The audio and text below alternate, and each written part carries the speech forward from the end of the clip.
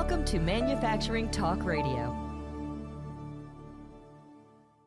Welcome, everyone, to this exciting episode. We're going to talk about cybersecurity on Manufacturing Talk Radio. So we brought in an expert to have that conversation. Lou and I are excited to meet with James Farr, who's a Senior Vice President of Operations at Executech, and we're going to talk cybersecurity for manufacturers.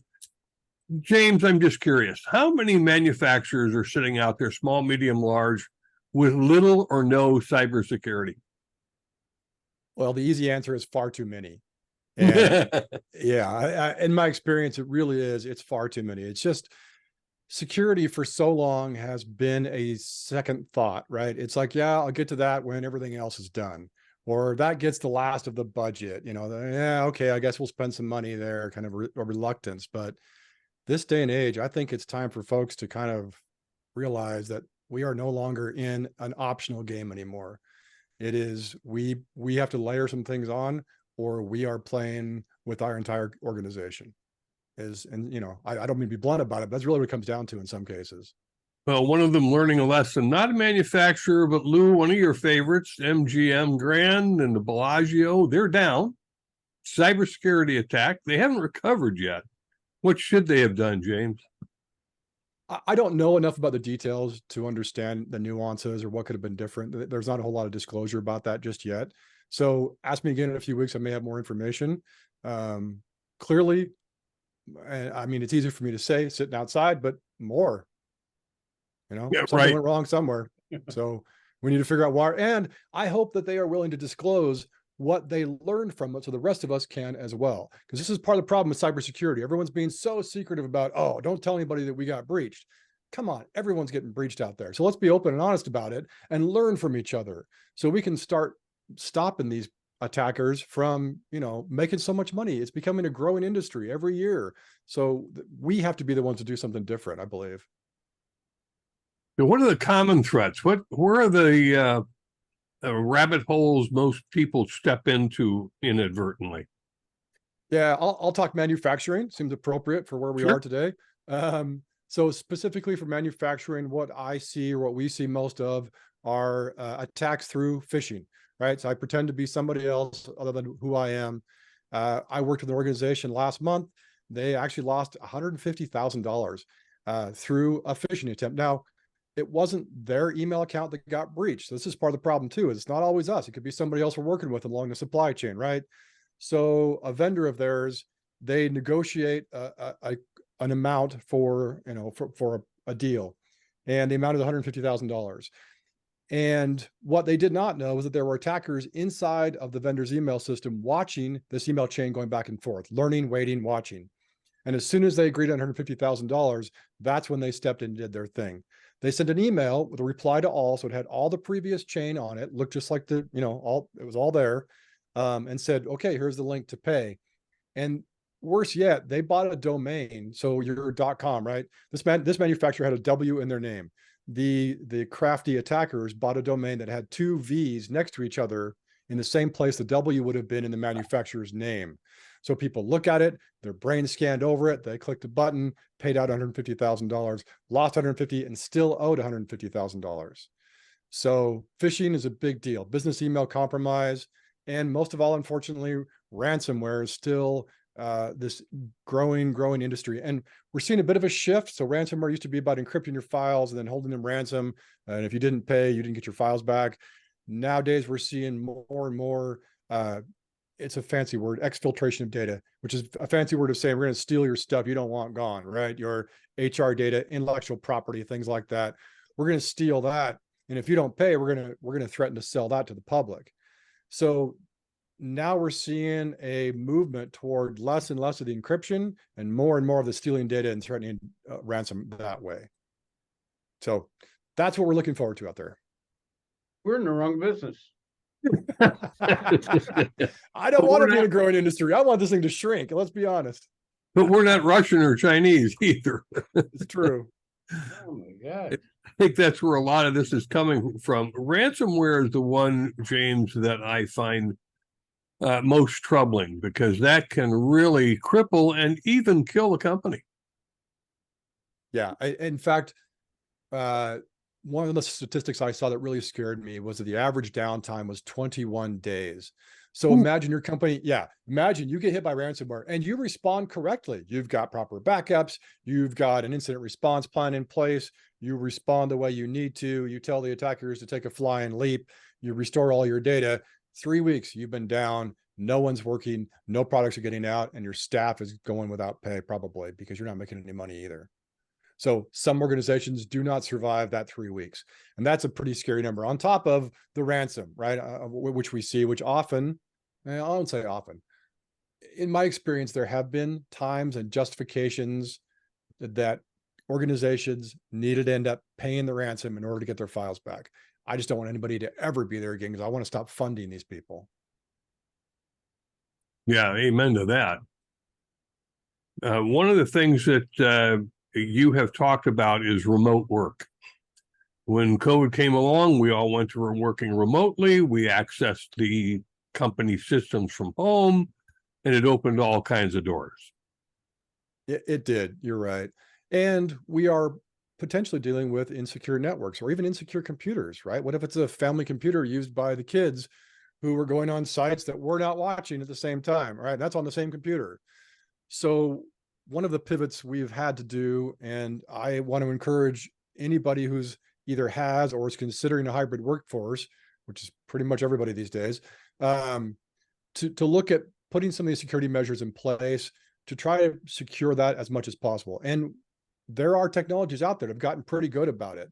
I don't want to deep dive into the tech about it, but there are specific things we can leverage, such as what we call geofencing, meaning if you're not logging in from the United States, you don't get to log into the data on the network, right?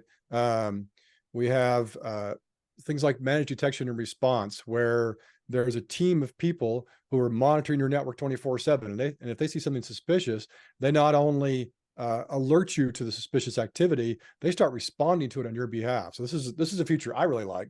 2 a.m., I get a phone call saying, hey, we're seeing some suspicious activity and we're on it. So that's pretty handy. So that comes with a cost. There's a premium to that. But having a professional, third-party team whose job it is to make sure you're safe, that provides a lot of peace of mind to some people. They can sleep at night knowing, please go ahead, Luke. What do they call that service? Typically it's called MTR or MDR, which stands for Managed Threat and Response or Managed Detection and Response. Management Detection and Response. Yeah, Managed Detection and Response. Yeah. But I think everybody should be writing that down. Yeah, it's been great for us. We have hundreds of clients out there, and wherever we deploy this, there's, at least for me, a peace of mind that there's another team beyond us who's also monitoring this system. So I really appreciate that. And of course, there are some other things we should all do. We should have antivirus rolled out. I mean, that should go without saying. And this is an area where you want to spend some money, frankly. This is not a let's see how cheap we can make it.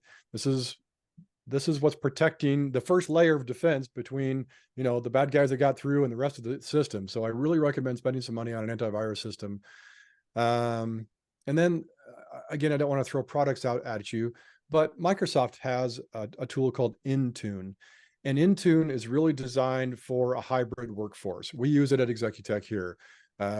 So it allows us to do the things that we would to control machines inside of our environment when they're not even anywhere near the office. For instance, password controls, or how long it takes before your screen is locked, or all these kind of basic things. Those are all now deployed to machines regardless of where they are in the country or in the world, if we choose.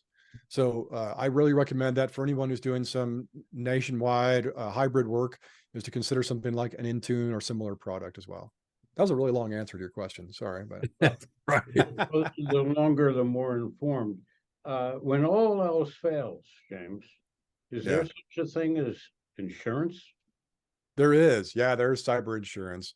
Yeah. And I don't have there's some legal liability where I can't sit here and recommend it. What I do recommend is everyone talk to a cyber insurance organization and explore the possibility, because I think the average ransom was something like $100 million.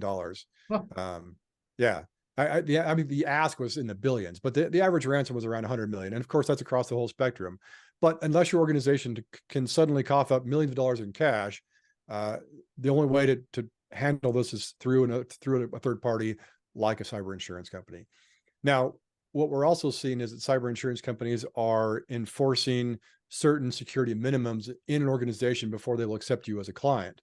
Right. Which is, it's great, right? We're moving the needle in the right direction now. It's like, okay, if you want protection, you got to put these things in place, which are always things that we would certainly encourage organizations to have anyway. So yeah, look at cyber insurance, because you may not be able to afford a ransom, and that's a real possibility for all of us.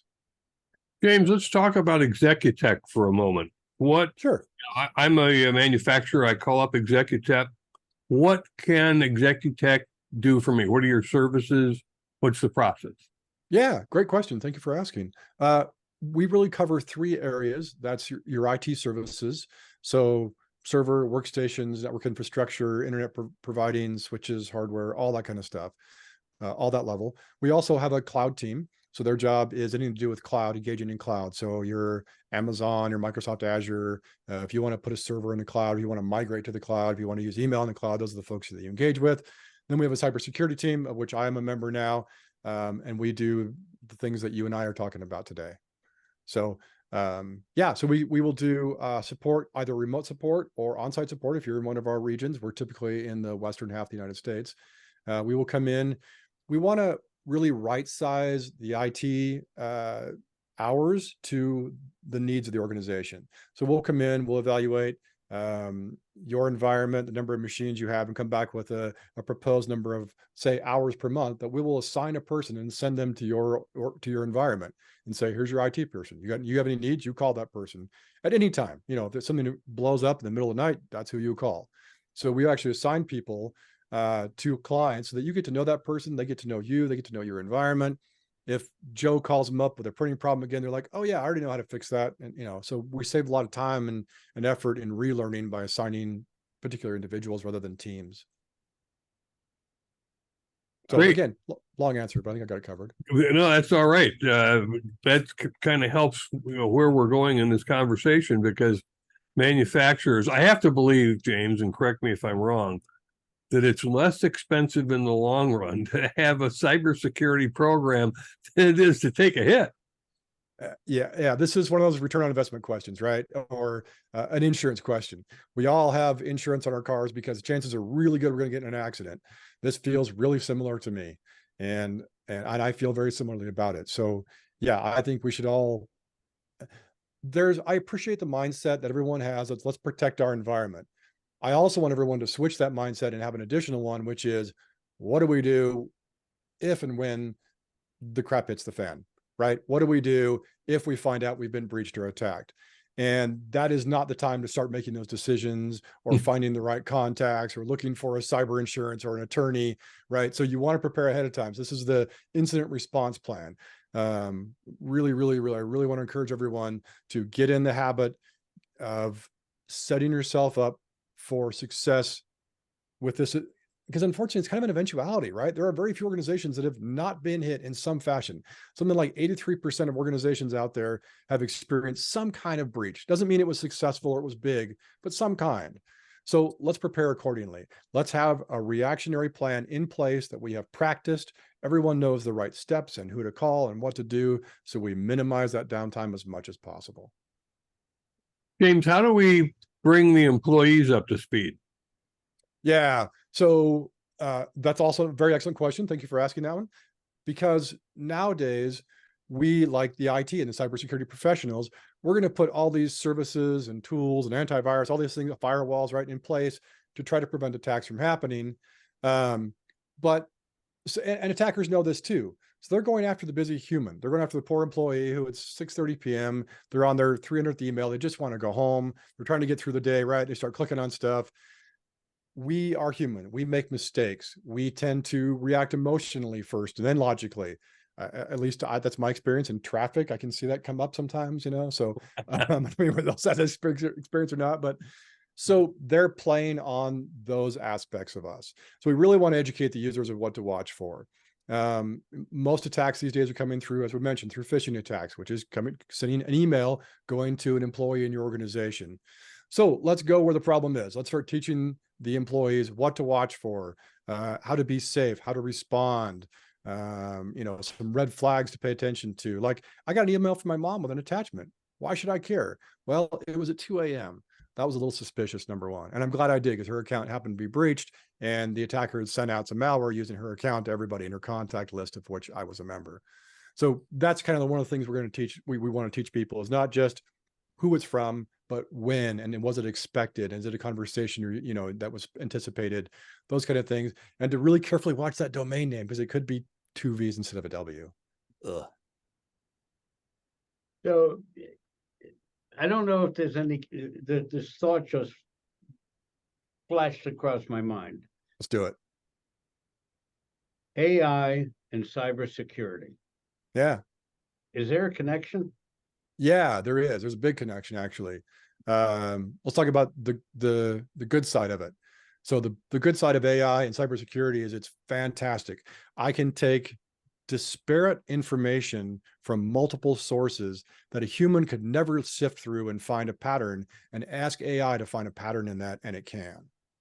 So AI can detect a multifaceted attack, multi-pronged attack going on, where a human would see them as individual incidences and not connect the dots.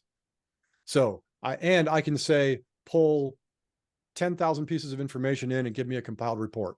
I don't have to do it. I'm not digging into Excel. I'm not pulling data. The AI does it all for me. So there are a lot of advantages for AI in the cybersecurity realm coming up, in fact. The downsides, bad guys get to, I say bad guys, attackers get to leverage this as well, right? We used to be able to tell ransom or phishing email because the bad grammar or the misspellings or the terrible fonts, but it's going to be a matter of time before someone's writing, AI or chat GPT for attackers. And they're like, hey, please write me a really good ransom note. And now it's coming out flawless and perfect English with no grammar issues and a great font. So there are downsides to this and there are upsides to this. Let's talk about the awkward balance between efficiency and security. Yeah. Okay. I like this one, because the single most secure server in the world is going to be the one that's unplugged, sitting in the middle of the room. It's just not very useful, right? So, but it's super secure. No one can get into that thing. So we got to find a balance somewhere, because most useful is no one needs to use the password. Everyone has access to whatever they want. So we, as security professionals and hopefully business leaders, get together and need to find some common ground. A lot of business leaders have, and some cybersecurity professionals, I'll agree, have the mentality of, no, it has to be this way. This is what the cybersecurity rule says. This is what we have to do. Let's abide by this to whatever letter, regardless of how painful it may be. And that's not a reasonable stance for any business to take. And no wonder they want to, push back against such things. So I want to encourage some kind of a happy medium. Let's do things that make sense. Let's do things that are too painful to put in place. Like, what if we did multi-factor authentication? Yeah, I got to look at a code on my phone. It took me 10 extra seconds to log in, but I'm a lot more safe now. I moved the needle big time with security for a very small change in efficiency.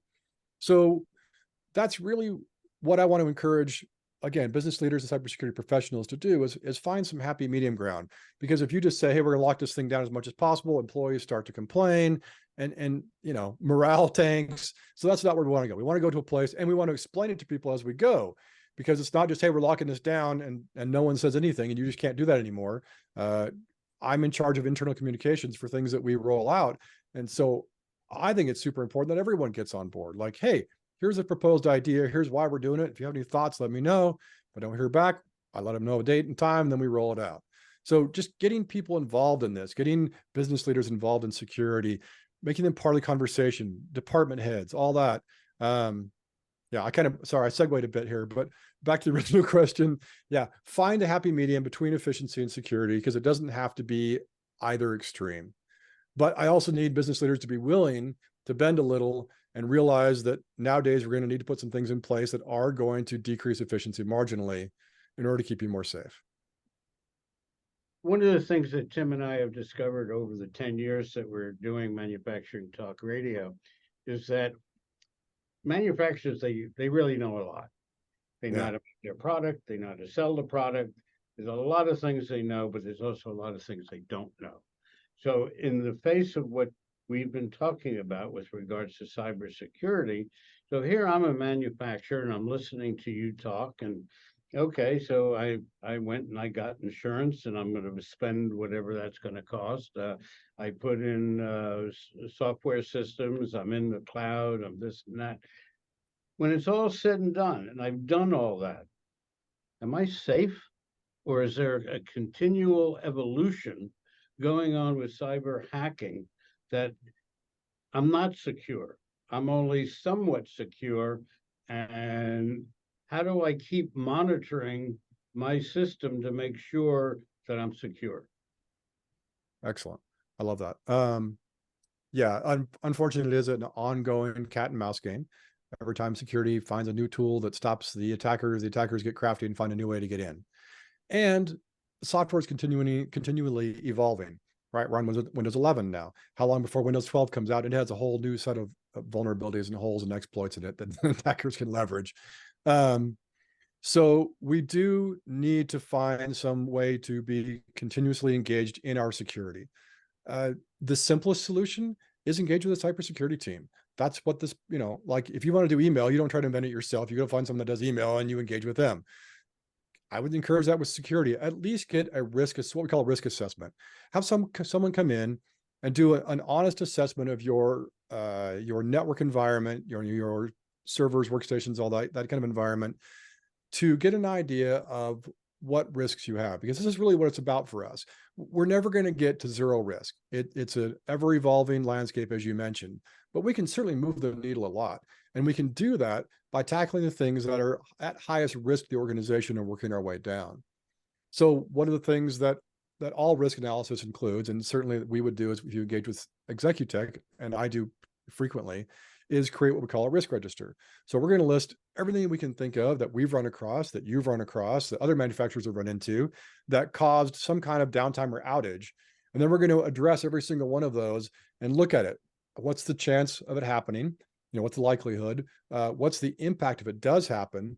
And then based on that, we can give it a risk score. Then we can rank all those and we can start working things based on highest risk rather than, I don't know, just whatever the IT department feels like that day. So now we're tackling things that really matter and really move the needle. And that's the way to properly respond. So ever growing, always changing landscape, create a risk register, keep it up to date. And yeah, don't be afraid to retool periodically because it's always changing out there. So I'm not asking what the costs are or expenses of doing all of this, but I'm sure it's a handsome number. So we have our Fortune 500 and we got the Fortune 250 and so on and so forth. They can afford anything.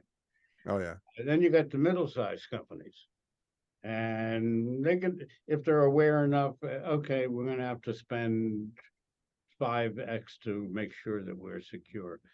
Let's talk about the smaller folks, the smaller companies who really don't know a whole lot about computers and technology and cybersecurity and so on. How do they protect themselves, and at what kind of cost? That there's a tough balancing beam we have to walk here, because yeah, as a small upstart, you're just trying to survive, and you may be wearing 10 hats. You're trying to compete with the big boys. So how do you throw all this in on top of that?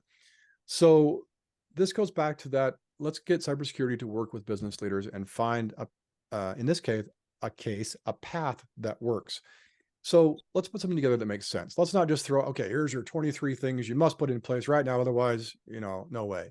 No, let's put something together that makes sense in budget, in terms of time and effort. So we like to come in and put a roadmap together first thing. And we'll start with the things that are very simple and easy and cost effective, such I mentioned it before, right? Well, I'm gonna keep hammering on this one, but multi-factor authentication.